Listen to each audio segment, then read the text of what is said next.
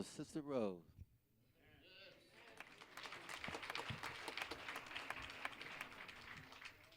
This message tonight is so very true. A couple of weeks ago, I preached about being in the cave. There was a lot of people in there. But then the Lord said to me this week, he said, but some of them never got out. You know why you didn't get out? You didn't move the stone. You can't want to come out the cave and leave the stone blocking the door. How you going to get out? That's what's wrong with some people.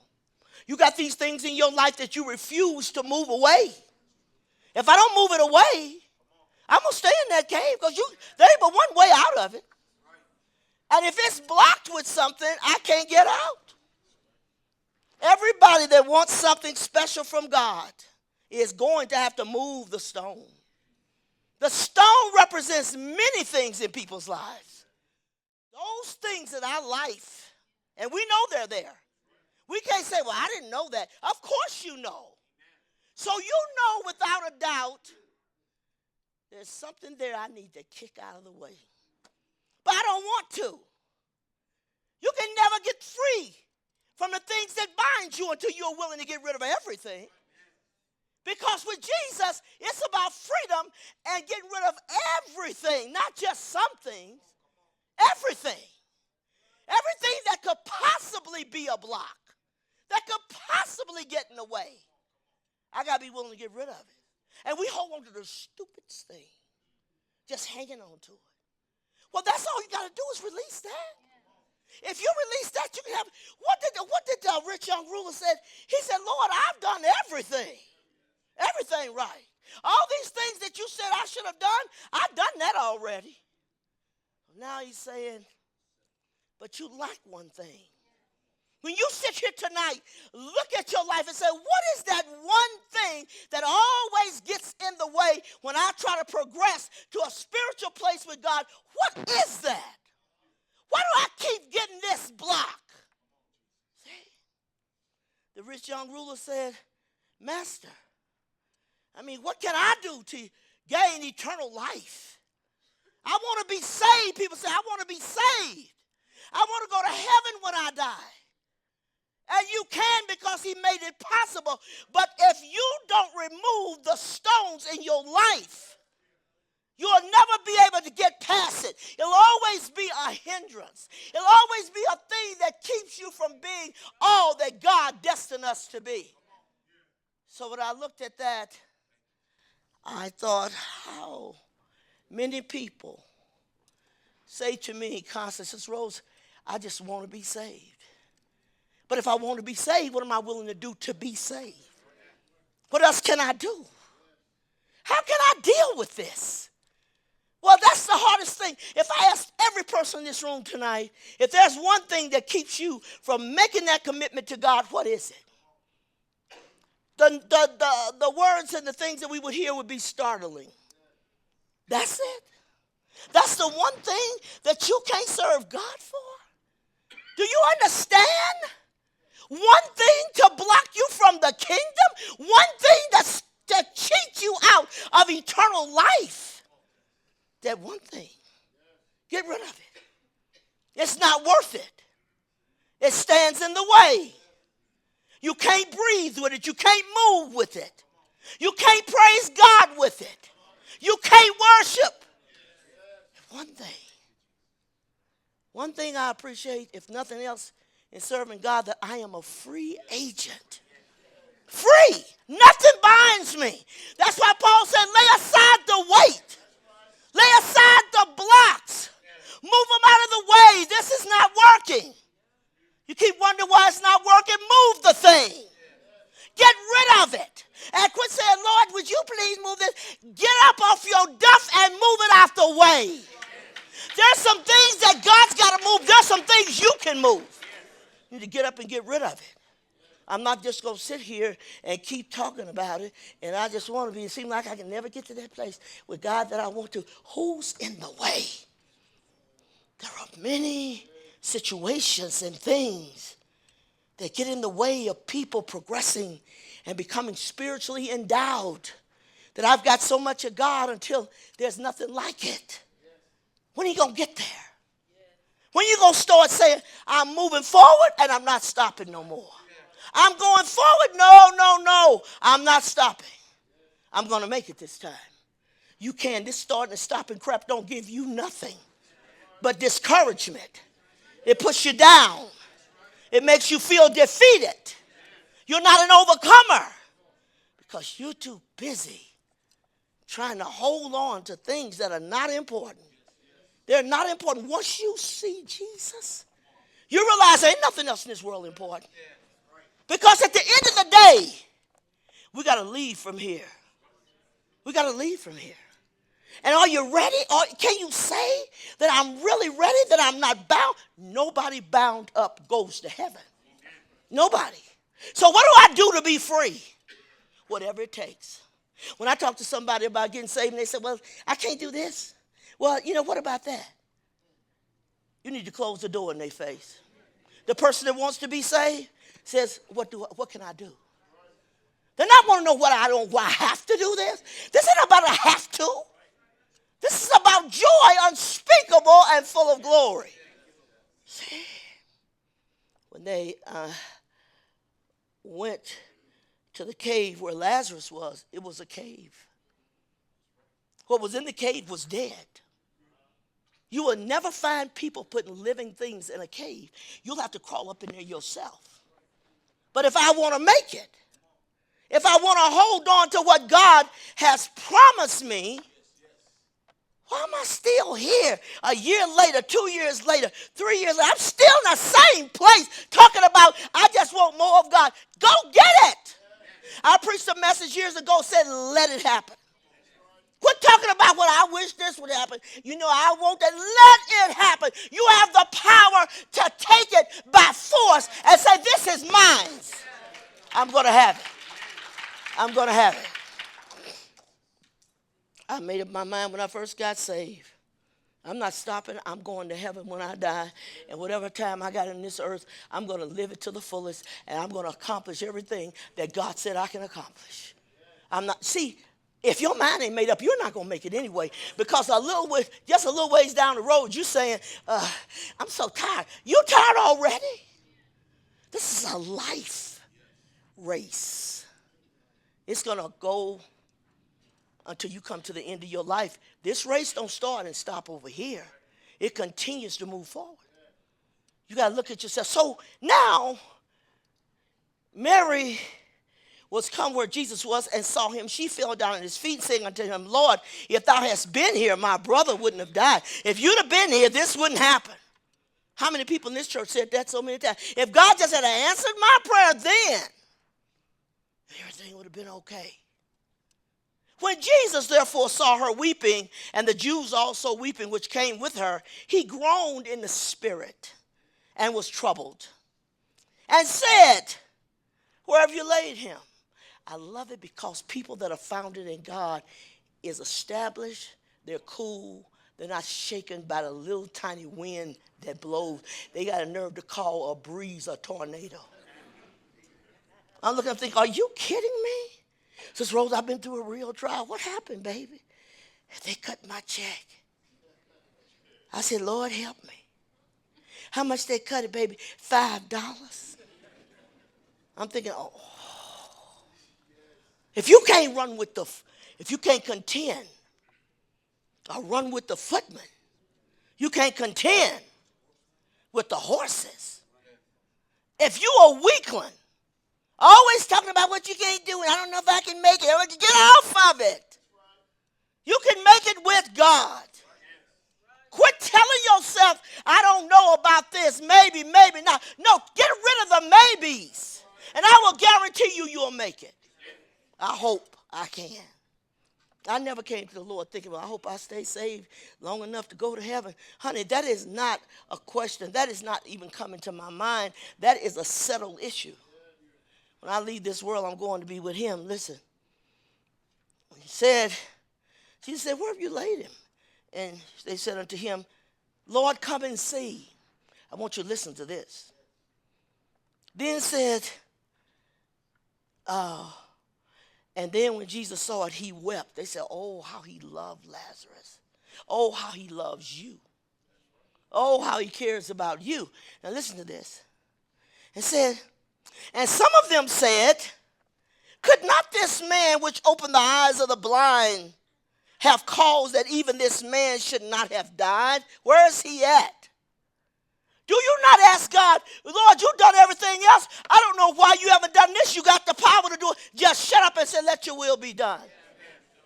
You're doing what's good for me even when I can't understand it.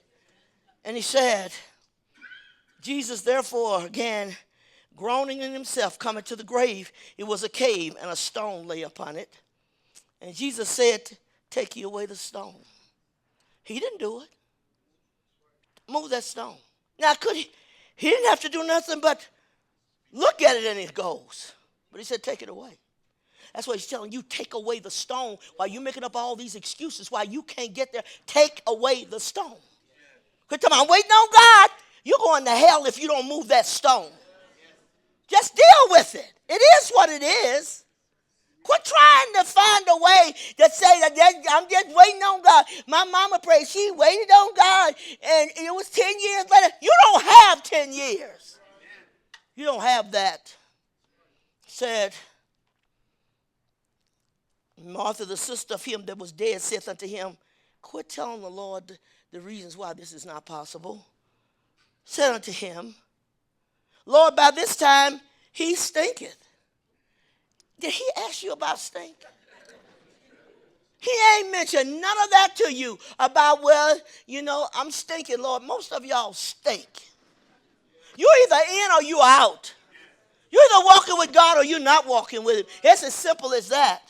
And so she said, Lord, you want us to open the cave? He's stinking. I didn't ask you what he smelled like. I said, move the stone. We always tell God, well, do you understand that if we move that stone, this is going to happen and that's going to happen. We don't, all these ugly things back up in there are going to come out. He didn't ask you that. Take away the stone. That's what he's saying to you. Move the stone. Quit waiting for me to do it. We're some lazy people. You want God to do everything. Go ahead. I'm just waiting on God. Why? Is that something you can do? Do it. And then look for the miracle. Expect it. So he says, well, Lord, he'd been dead 4 days. He didn't know that. He intentionally waited to do this in 4 days, that the glory of God might be manifested. So he knows all that. Why do you think you got to inform God? Because he don't really know what's going on. This boy is stinking. And it's been 4 days. That means the stink is real bad, because back in them days, they didn't do no embalming. And so there he is. God ain't talking about that. He's not interested. He just said, move the stone away. Listen. And Jesus said unto her, said I not unto thee that if thou wouldest believe, thou shouldest see the glory of God. If you just believe. You know what? We need to look for the glory of God and shut up. Just don't say nothing. The people walking around the walls of Jericho, that was such a good thing. Don't say nothing to nobody while you walk. Because as sure as they're walking around the wall, a bunch of people get together. Your feet tired? Maybe I even thought about my feet. Your feet tired? Boy, my legs are killing me. Because Jericho was a wall around. That wall was no small thing. That's why he said, don't talk. Be quiet.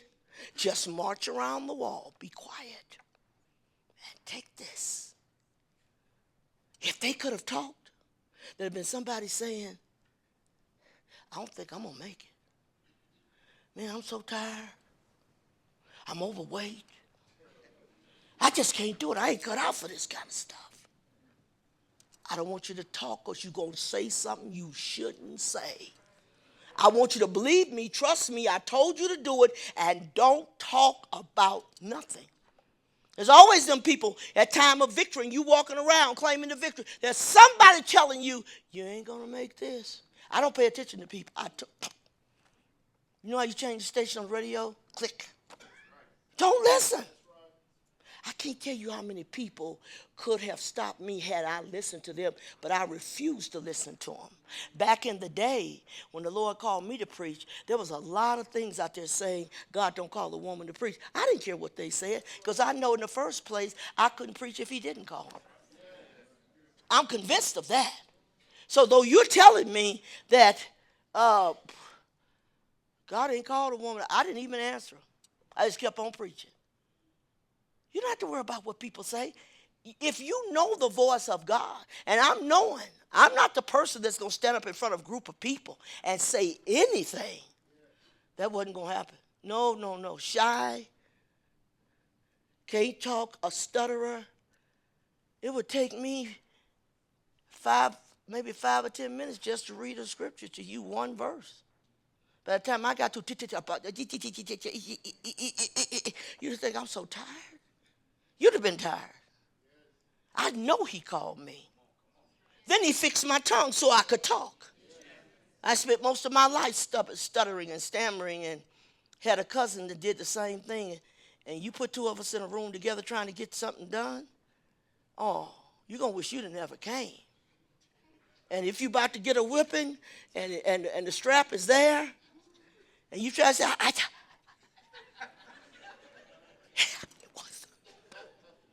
it wasn't. But it was. My cousin over here, she's lying, I'm lying. And the more we lied, the more we couldn't talk. I said, no, you did it.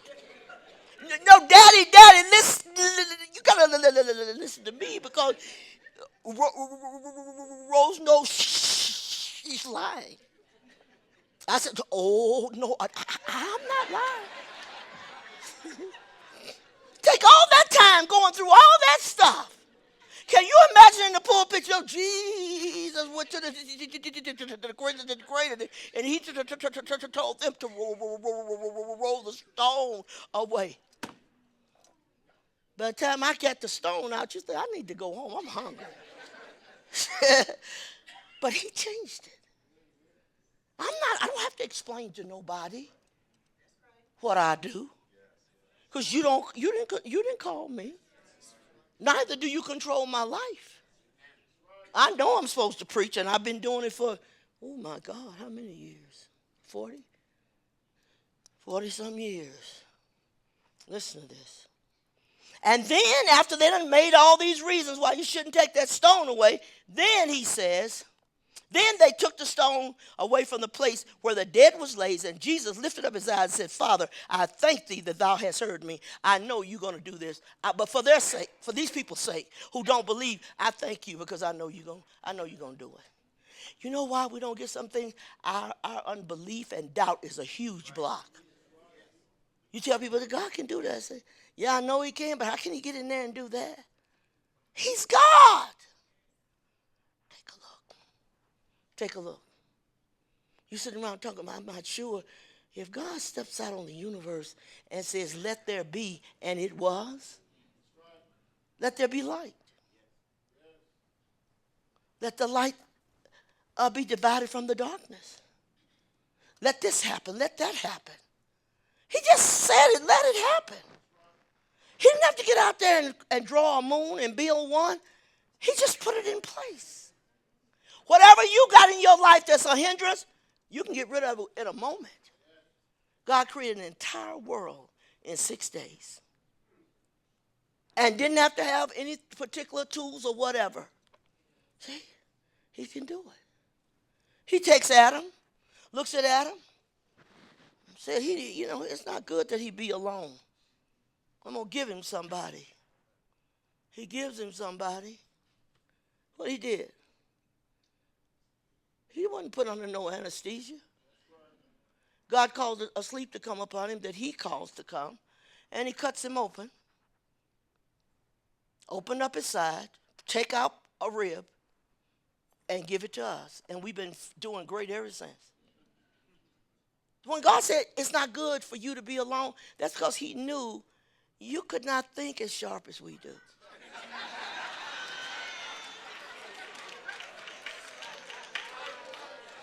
We're sharp. Hey, hold up a minute. Did you make some decision and realize when your wife said something that it was the right thing and you stood there and looked as dumb as a bag of rocks? Well, how do you know? Just got the feeling, honey. I'm a woman. I can tell things, how things should go. Listen to me, honey. Now, the way I got my husband to listen when he thought he really had the answer, had to be a psychologist. I said, honey, now if I want something, I got to make him think he's the one that needs this. So we need a new bedroom, sir. I said, honey, you know, I was thinking, you got to be tired of sleeping on this bed like this. It ain't about him, honey. It's about me.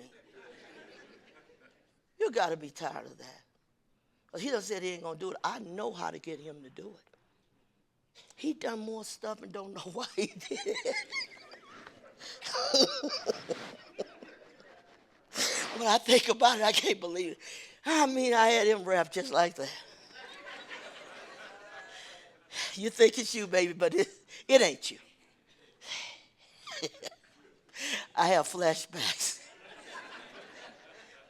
Oh. He said, you know what, honey? I hadn't thought about it, but last night my back was hurting. I said, that's it. You get another new mattress and stuff, you'll sleep a lot better. You're probably right, Pooh. And I don't let him sit so long. Come back and get him again. And honey, you know what? Things gonna work good for you. You know I love you, don't you? Yeah, I know it, Pooh. You love me? Yeah, I love you. I'm gonna get that bed. I am working my way up very smart. But you got to know your husband to do that. If you don't know who he is, it ain't going to work. But if you know who he is, I know Charles like I did the back. The Lord told me one time, he said, I'll teach you about him, listen to me. Boy, did he unravel him. I had everything. God said, here it is. Now you know what to do. Look, if I don't understand these people that can't make a move unless John is here to do it. Yeah, we was going to go down and look at a car, but I can't, I got to wait till Jim is ready. Do you need a car, baby? Where is Jim? He's overseas. Get the car. See, I ain't going to wait like that. Most cars that we had, I went and got it. Most cars. Charles told me we got from Germany was, honey, ain't nobody going to let you have no car. Well, you know, our credit is not as good as it should be. Not because we didn't pay our bills, but because the military messed up pay and time we would get behind and all kind of stuff. I went around to the Dodge place and looked at a car, and I really don't like Dodges. I went around and looked at it, and the man said, no, man, we can't help you. I said, that's why they couldn't help me, because I'm not a Dodge person. I kept praying, Lord, I need a car. I've always treated people right. They needed a ride. I always took them where they wanted to go. I was there doing this or that, and so all I need is a car. So I go down to Red Nolan Cadillac. I don't need the Dodge people. That ain't really me. I like a Cadillac. So I goes down to Red Nolan. I said, yeah, I want to pick out a car, just as confident. I ain't like you. I hope they do it. I hope this happens. I really hope this is going to work. I ain't hoping nothing. It's going to work. So I went in there, got in the Cadillac. I think it was powder blue, I think. And he drove me around and said, I love it. I love it. I said, come on, Rose, let's go in here and fill out the application. All right. Go in and fill it out. He said, we'll give you a call this afternoon. I said, all right, I'll be expecting it. I'm not expecting to hear, we can't help you. You're going to help me. Because God said so. So I went back home. I told Charles, I picked out a Cadillac there. He said, Rose, you're going to look real stupid. No, people ain't getting ready to give you no Cadillac. The Dodge people wouldn't help you. You know why the Dodge people couldn't help me? Because I didn't want a Dodge. So I goes down there. Late in the afternoon, the phone rang. He said, this Miss Banks? Yeah, this is Jerry. He's still there after all these years. from the time I first bought the first Cadillac. Rose, come on down and get your car. I looked over at my husband. I said, got it? I told you that God would do this. We believe because the door didn't open here, it ain't going to open. Oh, yes, it's somewhere else. So we can't be blocked with, I don't know, I hope so, well, maybe it will. It doesn't look good. Get rid of all that language. That does nothing for you. That's why God done said what he'll do for you. You ain't got none of it because you don't believe it. Believe it. I believe if he said it, it's going to work. If he said he can work it out, it's going to work out. If Jesus said it can, it will. Yes. And Martha says, now, Lord, I know in the resurrection, Lazarus coming up. He said, you know who you're talking to? I am the resurrection. Don't worry about it. I got it under control. I'm in charge. I am the resurrection. You don't have to wait for the resurrection. You're talking to the resurrection. No, I'm here today. He's coming out the grave. So he says, Father, I thank you because I know you're going to do it, but for these people all around me here, I say thank you. Why are you so weak and can't seem to fight the least battle? It tires you out. Come here, church. What's wrong, baby? This road I've been fighting the battle of my life. What happened? Nothing. And sometimes I listen to them thinking, nothing. It's good God don't let our thoughts come up over the top of our head like this and people could read it. Nothing. Don't waste my time with that. Do you either believe it, that this is the word of God, and if he said it, it will happen, or you don't? Get rid of the blocks. Get rid of the things that stand in the way for you becoming your best for God. And you can do it. I don't care how many, do not judge your life by how many people failed, but rather how many people won, how many people made it. Yes. Yes. Then this is another thing. He took away the stone.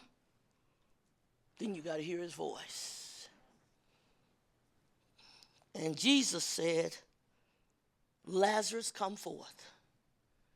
Now, when the message on the cave came, understand this. You had on some grave clothes. That stuff been wrapped around you for years. So even when he called him and he got up and started walking out like a mummy, he said, the grave clothes got to come off. They bind you. Because what they did back in the day, they would bind people's bodies real tight. And that's how they would bury them. And so what the devil does, he binds you real tight. And you keep saying, well, I'm going to change. I'm going to be better. I'm going to change this thing. Well, I'm going to be better. But you're bound, grave clothes. That's why you can't walk. That's why you can't get loose. That's why you try to get up, but you don't make it. If you bind me up like a mummy and tie me all the way up, all the way down to my feet, I can't move.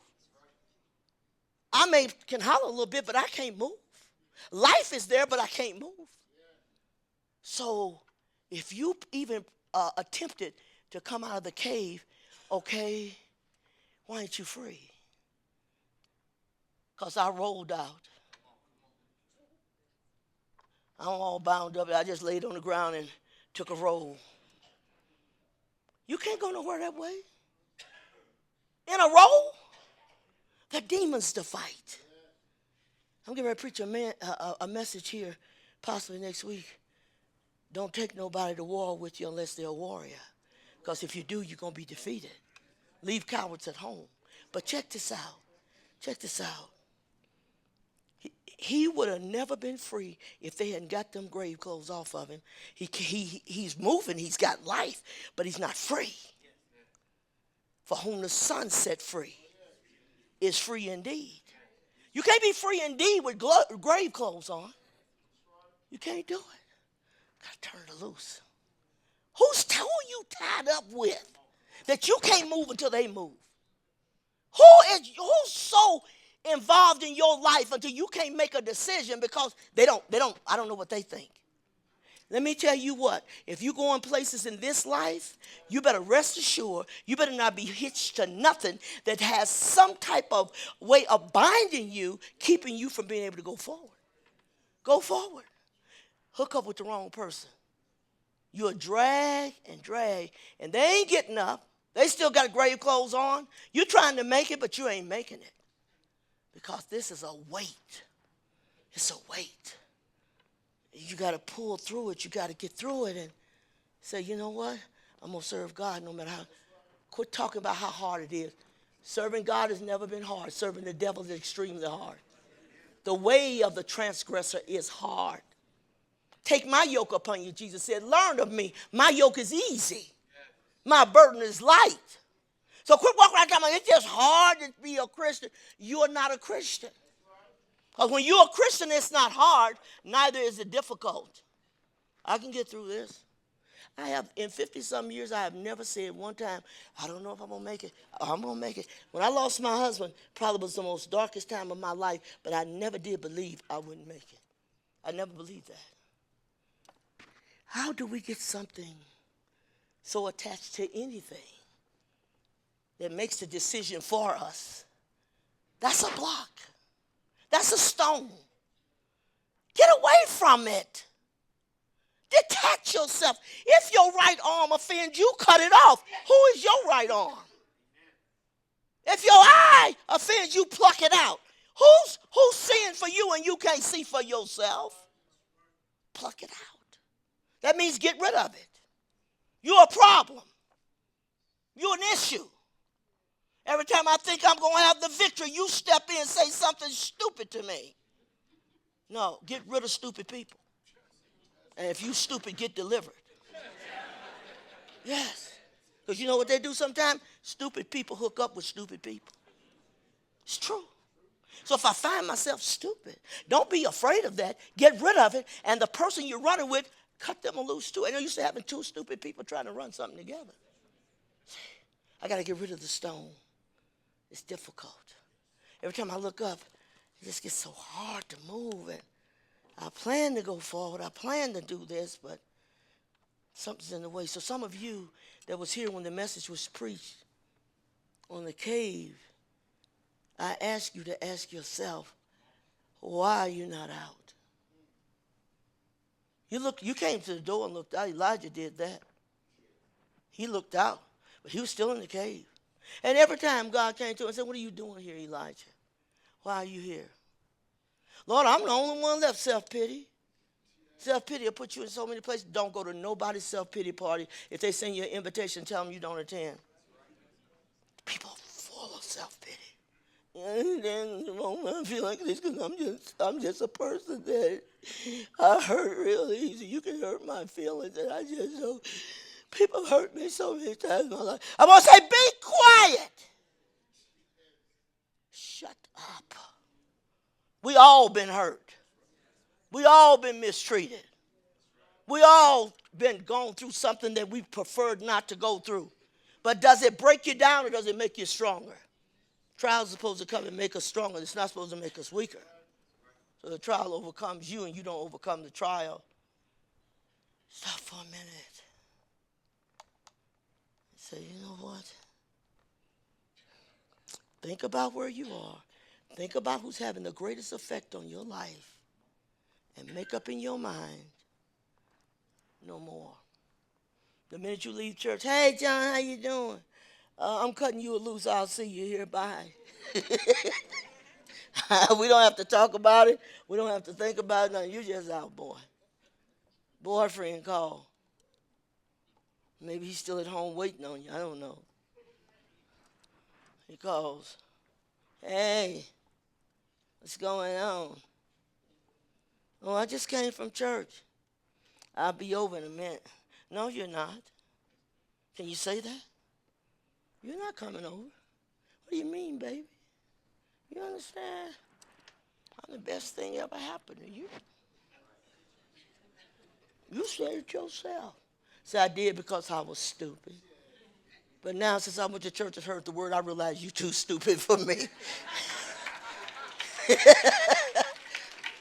Yeah, I can't deal with you. So you think you're better than me? Yeah. Now I can see who you are. You're nothing but a liar. You've been lying for months. You didn't see it. Come to church and hear the word of God and realize what God is giving you and go back and say, no, not tonight, honey, not tonight. Where you been? This got anything to do with that Sister Rose in town? Could be. Could be. Yeah. Men don't like me too well. Because I tell women to be strong. I don't like a weak woman, and a weak man is not even worth even speaking to. Don't even waste your time. But women should be strong. We've been walked over for years by the opposite sex. And we just, every time a woman come in my prayer line and say, Sister Rosa, I'm hurting so bad. Well, honey, what is it? My boyfriend. I said, that's it. There's the problem right there. You don't even have to go no further than that, the boyfriend. Doing crazy things. You know what we do? We have a difficult time cutting away things that don't help us function. If it doesn't help me to function, why am I holding on to it? So that's what we all look at and say, this is not helping me. If it's not helping you, don't use it. You go to some church, ain't nothing going on. Go on to find you a church where God is. I was talking to a lady, and her husband basically was going to another church, and she was coming here, and she get up in the morning and say, are you going to your church or mine? So no, I'm going to yours. Something's got to be happening to cause you to be motivated to say, I make a choice because it's better for me. It may not work for you, but it will for me. Pull them along with you. Because sometimes husbands and wives are not on the same page, no matter if we are married. My husband didn't want to get saved when I got saved. I was saved 13 years before he got saved. He said, Rosa, I can't live like that. But I admire you. Don't expect me to hook arms with you and go with you. I ain't going. That's okay. I don't have to have you. I don't have to have you to go to heaven with me. And I sure ain't hooking up with you to go to hell. We got to learn to separate it. You stuck, tear it loose. Don't get that hooked and stuck to nothing and nobody. It'll cost you your life. It's a heavy weight. It's a blockage that keeps you from thinking. You know, some people can't even think for themselves until, oh, John, what do you think, honey? Well, baby, I don't know. So. Well, I don't want to do it without you. Really? Please, give me a break. You don't want to go? I made an appointment to go up to the mountain on the train. My husband was a golfer. And so I said, honey, you want to go with me? Because he's an outdoors person. He's a country boy. I'm a city girl. And he says, you want to go with me up to the mountain? Because he loves outdoors. He said, no, Poopy, I'm getting ready to go play 8 rounds of golf for a while. I didn't care whether he went or not. He said, well, if you don't go, I'm not going. I don't care if you go. I mean, it'd be nice if we went up there and enjoyed the scenery together and all that good stuff. But if you don't want to go, ain't nothing lost, baby. I said, well, okay, maybe next time. I'm glad I went up there because he died. He never did get to the mountain. I thought I went up there by myself, checked it out, got a donut up there and everything. Some good donuts on top of that mountain. Come on back home happy. These people sitting around, they can't make it because, I'm just not a functioning person. I have to have him in my life. He's my strength. Since when? Man is too weak to be your strength. God has to be the strength. Man can be talking to you and drop dead. Are you dependent on it? Why are you talking? Making plans. Just fall over dead. And you sitting there like this. I bought some fireplaces for the house because I don't like real fireplaces because they're messy. So I bought some marble fireplaces that you can just sit and put the logs in it. So I ordered it before Charles died. I said to him, I said, Poop, I can't wait for the fireplaces to get back. Kids gone. Me and you sit up in the bed and look at the fire and kind of romance a little bit and all that. He was dead. When the fireplaces came, I turned the fire on. There was no Charles to look at it. It was me. You think I'm saying, I'm just not going to turn it on. I'm just not going to do that. I mean, it's just not the same without him. It's got to be okay. Otherwise, you get bogged down in all these things, and you can't get out of stuff. And if you let man what he does to you, he wraps you up just like that. Till he got you exactly where he wants you, and then he does what he wants to do. God said, I want to be your friend. I don't want to live bound up till I die. I don't want to be constrained. I don't want to be in this thing that's holding me tight. I can't even move my arms, my shoulders, nothing. It's just, I'm so bound up. And I've never seen a person bound up that was smiling and said, it feels good. Nobody feels good. Think about it. What's the stone? Is it your husband? Is it your children? Is it mama? Is it papa? What is it? Is it your job? What is it? Is it the stupid team that you believe in? I go home sometime, they get to talking about what happened. I said, what y'all talking about? Talking about the whoever's playing football that day. And time we get home from church, my grandson and my son started, got him today. I know if they're talking about Tiger Woods, because everybody knows Tiger Woods, but I don't know none of them folks they talking about. I said, y'all have another conversation that we all can enter into. They hooked all this stuff. Let it go. Say, I'm going to be free. Jesus can help you. If the stone is too big, he can help you to get past it.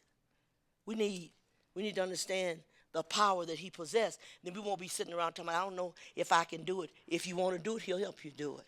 See? He moved all the obstacles out of the way. Make the crooked path straight. Fix it for you so you can get through it. You can do it. Don't let nobody tell you that you can't. Well, you say the Lord sent me to an all-white church in Oklahoma. I was the only black girl in there. And when I came in, they said, what is it? Not used to black people being around. Just stare me all the way from the door to the seat. That was the hardest thing for me, to just get your eyes off of me. And finally, they made me a song leader.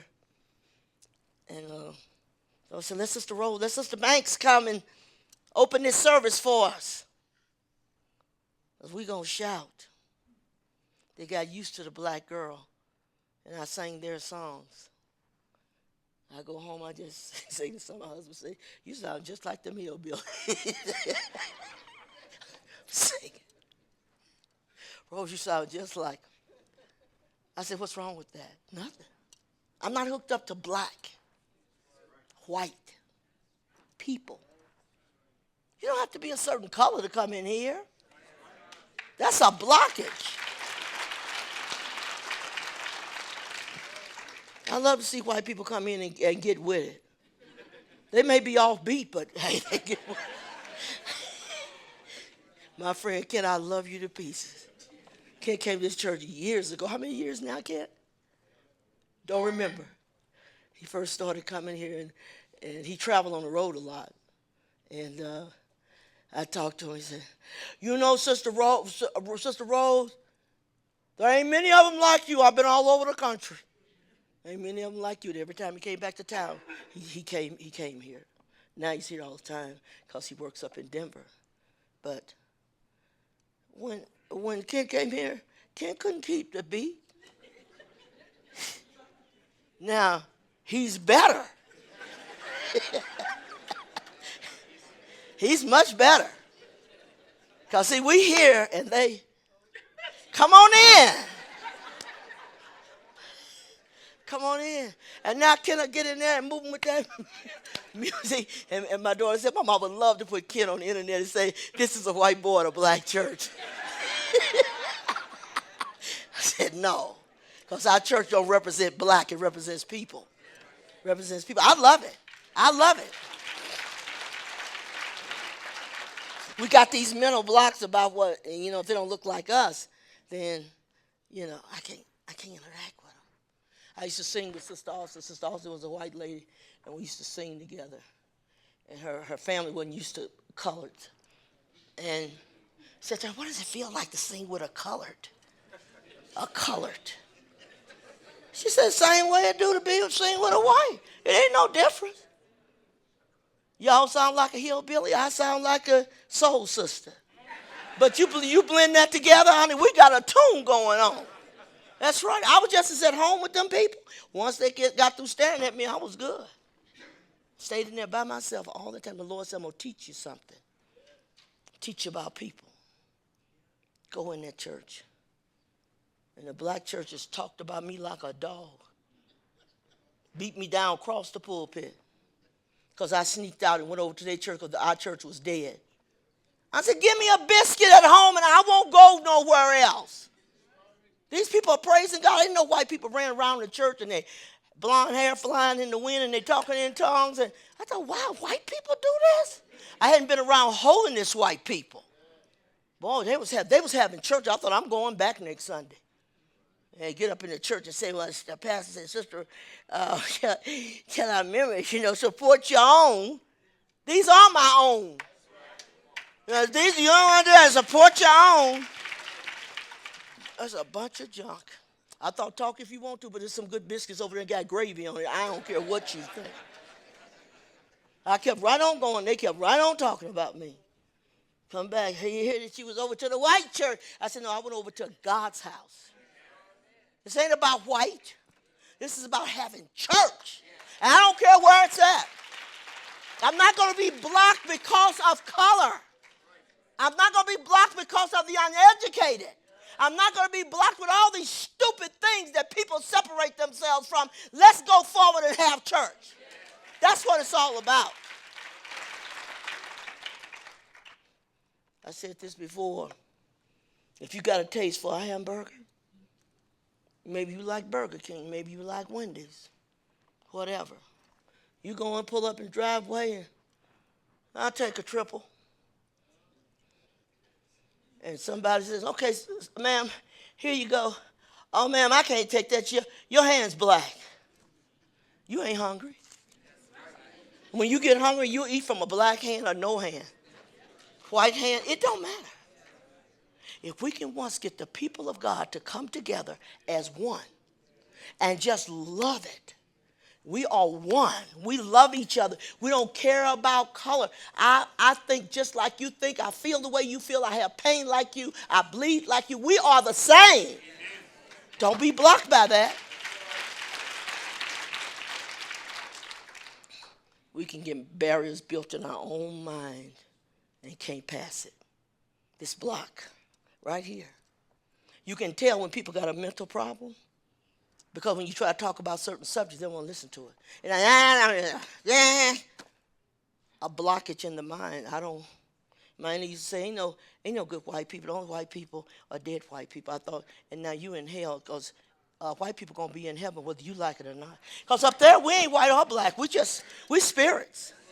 And it don't even matter if we was. People got issues. Blocked. You can't get ahead. You can't listen to a preacher preach unless he's a certain color, unless he's an educated person that's been to Bible college. Hey, I didn't go to no Bible college. I'm like the apostles. I'm ignorant and unlearned. But you know what you don't need? You don't need Bible college. I have never been so bored in my life. You get a Bible college student that's dead and standing in one spot and saying nothing. Just get somebody that God said, I want to use you. You say, here I am, Lord. I don't care what you want to do. I'll say what you want me to say. I'll do what you want me to do. We ain't going through no changes. Deliver something good. Wigglesworth, I don't know if you ever heard of him. He's a great evangelist way back in the 1800s. They said people talked about him. He was British. He didn't speak perfect English, and they talked about him. And he didn't care. That man had so much power. Go ahead and talk. Give me a non-talking, anointed person of God than an educated fool talking about nothing with no power. This man had power. I got so many of his books. It was phenomenal what God did with this man in his day. And he didn't care what people thought. He did what he knew God wanted him to do, and many people were blessed. Said a woman came to him one of his services one night, and a man, brother, came to the service, and he didn't have no feet. He came up to Wigglesworth and said, I'd like to have some shoes, but I ain't got no feet. He said, you go get some. He said, I tell you what, go down to the store tomorrow and buy you a pair of shoes. Now, he still got nubs. He ain't got no feet. He goes on down to the store and sit down at the shoe salon and told the man, I need a pair of shoes. He said, what size you wear? He said, I don't know. Just give me a 9. Picked his own size. Man came out looking at him real crazy like he has no feet, but he wears a 9. Are you kidding me? Said the man got the shoe, unlaced it, kissed her to put it on his feet, and the feet grew into the shoe. Don't tell me God can't do it. Yeah. These are true stories. These are not some fiction. You read his book, let me tell you, you'll get turned on to God in faith and know that God can do anything. Quit wondering. Get the blockage out of your mind. Some people can't get things done because right here is all messed up. Get free so you can go forward and be what God wants you to be. Get rid of the stone. If you still look at yourself next week and you still functioning like a cave person, you have to move the stone out the way. Because if you don't, you're going to continue to look like a cave person. You're going to continue to function that way. And we still got some people here still function just like they're looking the same way. The message over, they still looking like they're in the cave. Get out. Be free. I'm loving it. I'm loving it. I was in a cave one time in my life. 52 years ago, I'd never returned.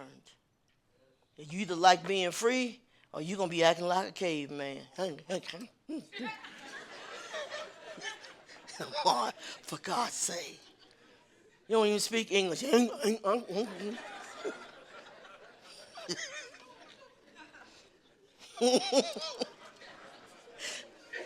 It's the God said truth. That's what we're looking at, cave people. They can't sing, they can't talk, they don't have the baptism, they don't talk in tongues.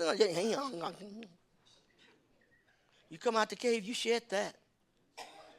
A Friday night, we're having a Holy Ghost service here. We got 9 people that need to be filled with the baptism. They're going to talk in another language if they get filled. If they don't, just still be saying, and I want to get it. And I don't take long to get people, look, I'm going to preach to you and tell you how to get it. And after that, we're going to give you 10 minutes because God don't take long. Now get filled. If you don't, you ain't got it. We'll see you. We used to sit for 30 minutes and an hour. We was sharing with one girl in Germany, and she looked like she wasn't going to get it, and I was down there with her. I thought, I got to get up off this floor. I give her, come back, I got to get it tonight. So I went on back. I didn't want to. And as soon as I got down there with her then she got filled. I was getting ready to cut her loose. I thought, honey, either come on, get it, or whatever. Move things that are in your way. To become your best for God, you have to be free. You can't help other people to be free unless you're free. Take the message, I'm going to apply that. Go home, lay in your bed, cross your feet, and have a thought time. Yeah, that's the one. Yeah, that's the one that always keeps me messed up. And don't be afraid. That's the stone. Roll it away. It's hindering you. It's keeping you from being your best. I hope you take this message, hold on to it, and say, Sister Rose, I'm going to begin to look at my life and see where is my problem, who's hindering me, who keeps me from growing, who keeps me from thriving spiritually. Get rid of those people. If it offends you, cut it off. If it's in the way, get rid of it. You can do it. With the help of God, you can do anything. With Christ, I can do all things, who strengthens me. Stand to your feet. Come on, musicians.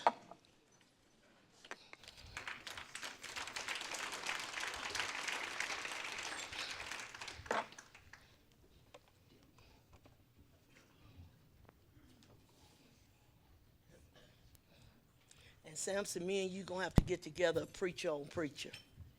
You believe the Lord called you to preach? All right, we got to talk preacher talk. Me and you. I'm closing to let you go home now. I told this white brother that was in our church, his name was Brother Darrell.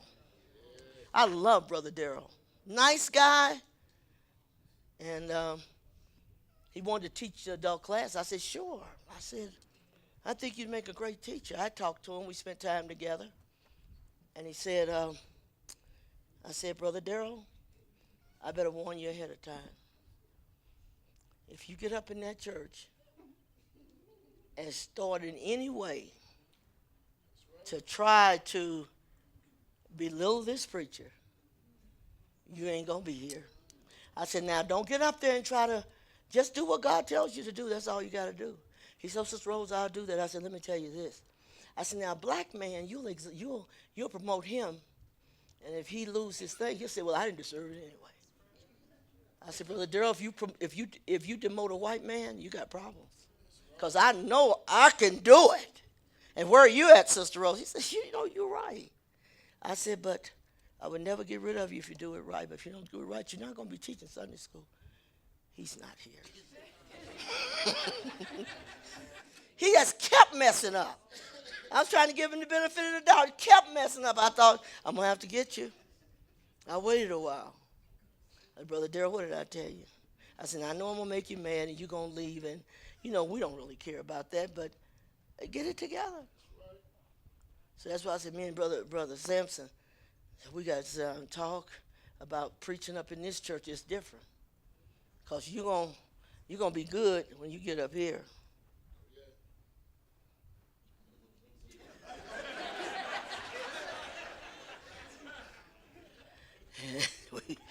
we want you to make it, because if you ain't, boo! God loves you. I love you people. I love you. You're good. You're good for me, and I'm good for you. Yes, yes. I'm getting ready to go home. Y'all gonna sing a song. And what you gonna sing? Oh, I like that. And I'm getting ready to move right now. You gotta move. You gotta move. You gotta move.